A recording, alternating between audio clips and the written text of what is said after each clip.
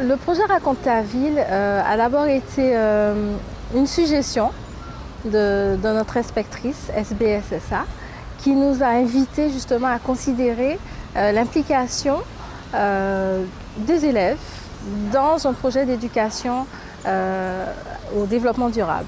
C'est un projet qui résume en fait une vision commune de plusieurs enseignants autour d'un jardin potager. Nous nous sommes rendus compte que ce jardin représentait un véritable terreau, non seulement en termes de ressources, de production, parce qu'il produit réellement des fruits et légumes, mais qu'il pouvait être un support pour l'expérimentation dans d'autres matières telles que les sciences, telles que les techniques culinaires appliquées.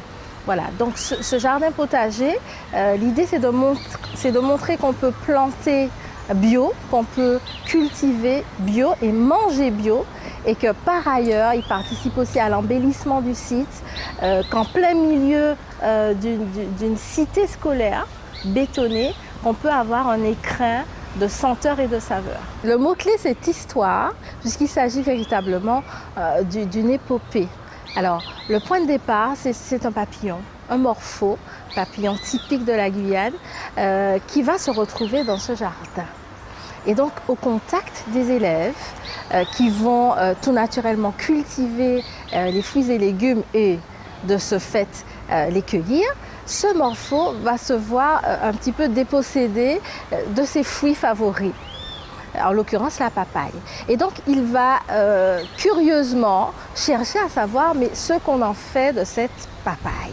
Alors il découvrira qu'elle sera exploitée en technique culinaire, en cuisine par les élèves, qu'elle va donner naissance à une recette, que cette recette sera goûteuse mais aussi d'un point de vue nutritionnel, qu'elle va apporter des apports.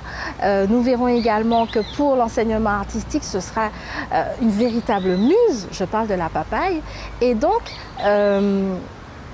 au final, il y aura vraiment une sympathie, une cohésion entre la faune, la flore et puis l'activité humaine, l'activité des élèves.